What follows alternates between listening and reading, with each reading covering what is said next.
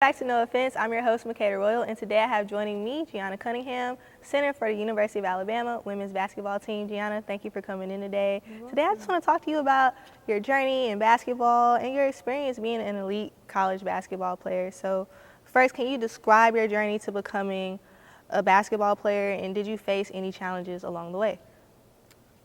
First thing I would say, I had a lot of sacrifices I made to be where I am today, not just with me, but my family as well, and I absolutely love you guys for that.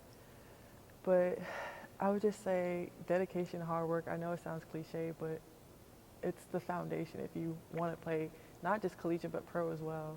If you're not disciplined and not dedicated, it's going to show up eventually. And it's like laying a foundation for a house. If you don't start with the foundation, you're not going to have a stable house. So when you talk about the sacrifices and the foundation, what type of sacrifices did you make, and what type of foundation did you lay to get to this point?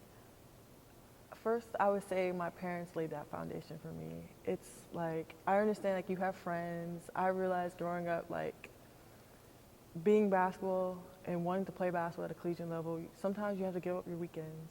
And instead of hanging out with friends, you were in the gym. And I did that a lot. And I feel like some people say basketball is like their safe haven, and that's how I felt personally. So with that, sometimes if they're your true friend, they'll support you in your journey, and if they're not, you'll just see it in the end game for them. But there's just a lot going on with that, and I absolutely love my parents and the way they laid the foundation for me. Just keeping everything open-minded, not just with basketball, but just in life in general, because basketball has a lot of life lessons, but there's also a lot of life lessons that you could learn from basketball. That's true. So when you're from Long Island, New York, Yes. originally you went to West Virginia, and now you're at Alabama. Yes. So talk to me about that recruitment process and how you ended up in West Virginia, because I'm pretty sure that was a major difference. It was. Long Island, New York, West Virginia. Okay, so the transition from Long Island to West Virginia, I'm trying to put this as nice as possible. Different, Okay. unique, very, I don't even know how I would say it. You know, their motto is country roads take me home. I didn't know that. So when I went there, one of the reasons why I committed there is because I felt like it was home. The girls there at the time, they were like my second family. I felt really home. It was my home away from home. But with that, basketball didn't work out for me. So I transferred. And now Alabama is what? Sweet home Alabama? Sweet home, Alabama. So this is my home, my second home. So it seems like it's a theme here. You like schools, you like places where it feels like home, where it feels like family.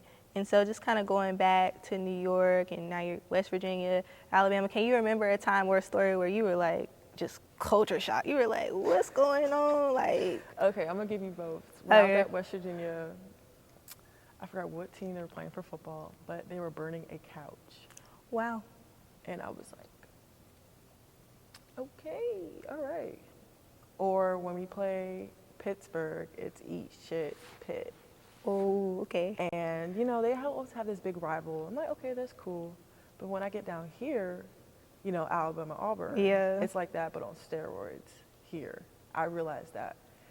And I just love, every time I see Auburn or I see Alabama, like, you know, the Iron Bowl game, it's just so exciting. I love that rivalry. Have you been to an Iron Bowl yet? No, I haven't.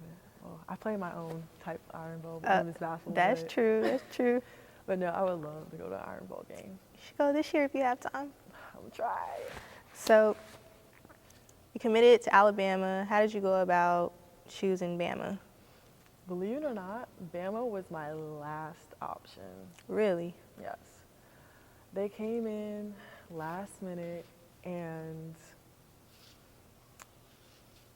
like I said, it felt like home when I came on my visit. What were your other options? I was either going to go to ECU or Kennesaw State. Okay. So I got here, and on my visit, the players were gone. So I only met with the coaches. And all they kept saying was, you're going to love the girls, you act just like them, but you know, they can just be talking. Right. And just being around the coaching staff, they know what I've been through. And when I finally get here and meet with the girls, I'm like, no, this is exactly what they're talking about. I love these girls. They're exactly like me. We'll have the same goal. We're all trying to get better for ourselves. And one thing I just loved about whatever team I was on, West Virginia or Alabama, I was with a group of girls that were never jealous of each other, that was just trying to get each other better because we all had the same end goal. We wanted to win. Right. So that's just a blessing. So with this being your final season, how do you approach improving your, specific aspects of your game? What does that look like for you? For me, I would always say growing up, I was always never strong. So one thing I really want to focus on is being strong, not just physically, but mentally as well. Being a leader, but also, yes, also by like talking and leading by, I like to lead more by example. So just for like, I know I have a lot of eyes on me, not just in the stands for the little girls, but for also my teammates as well, the freshmen. And I just feel like I want them to pick my brain, like how I picked the seniors' brain when I was a freshman. When you talk about little girls watching you in the stands, so growing up, I'm pretty sure you saw a lot of great women's basketball players. Can you recall one that you just remember just falling in love with their game? Like, who was your favorite player growing up? I would say Tina Charles. I actually met her dad at a game, a Liberty game. And I remember he told me, he's like, I want you to be better than Tina. And that's just stuck me to this day. Like, just seeing her, she went to Christ the King. She went to our rival high school, but just seeing her, how she's worked so hard. And that's why she's one of my favorite players. It's just her work ethic. I absolutely love her. Please, Tina, come back to New York. Like, I'm happy where you at now, but come back to New York. But it's just, that was a real life-changing moment for me. So I want to go back to last season.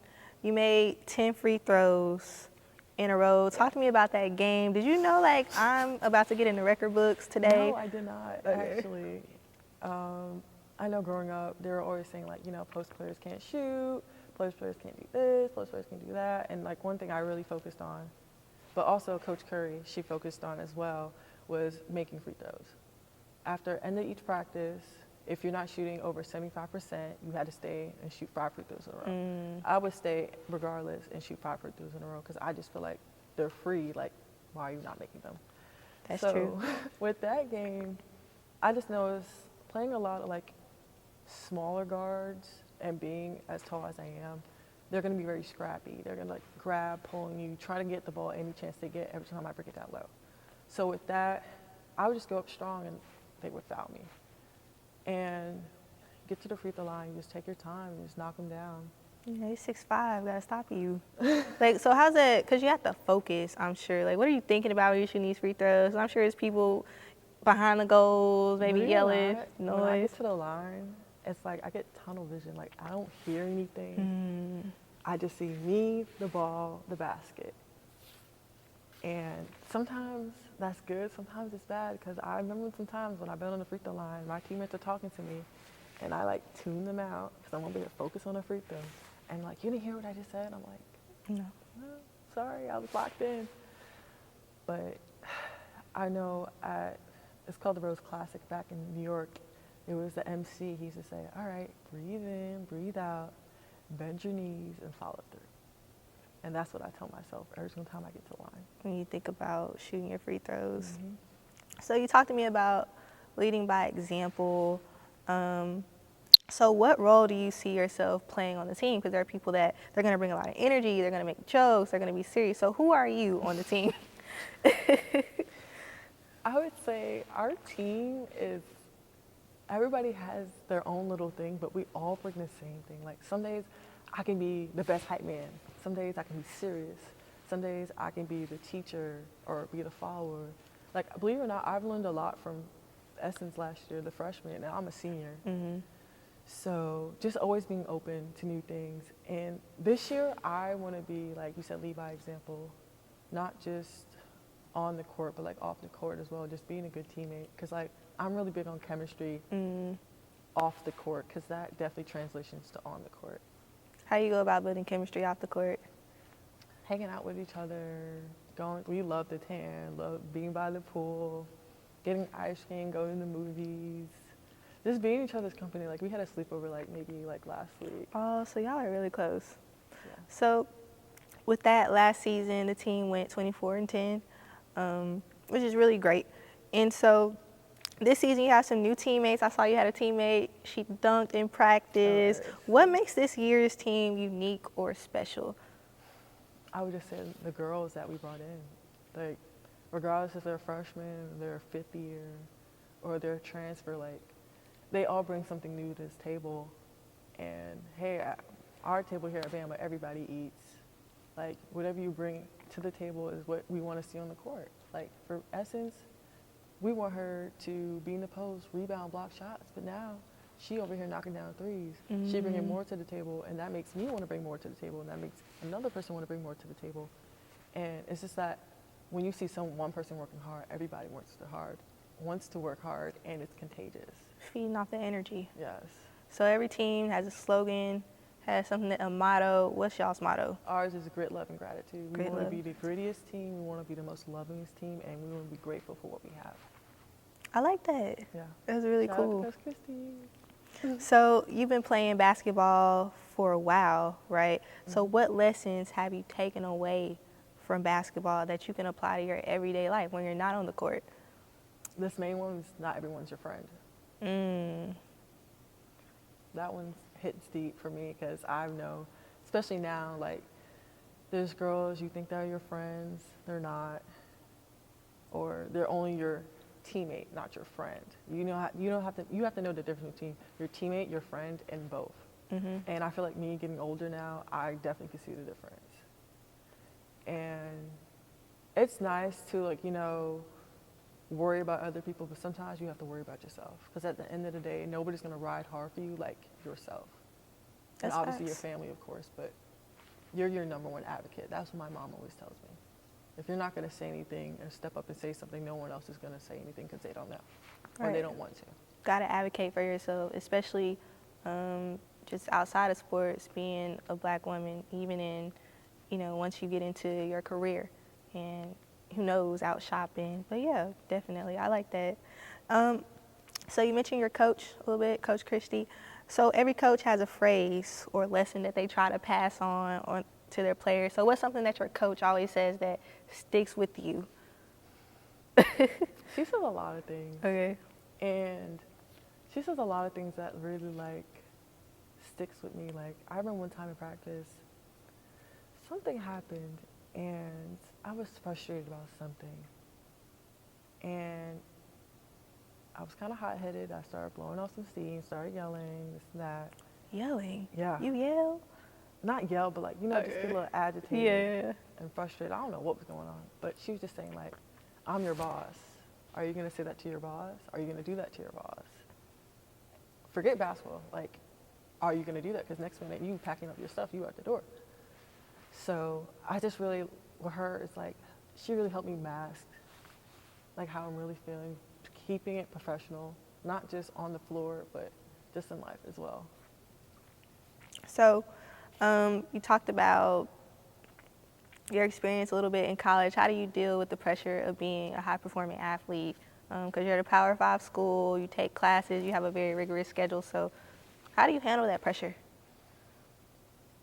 At first, freshman, sophomore year, it was a lot. A lot of pressure, a lot of stress, trying to figure it out, find my way. But when I got here, I got closer to God. And I just leave it to Him.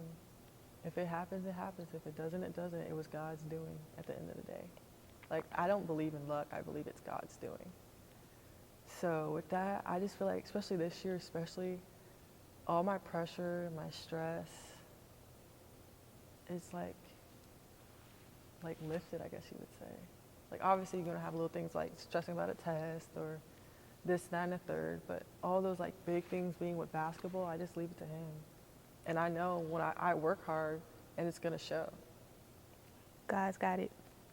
So you talk about working hard, the work showing.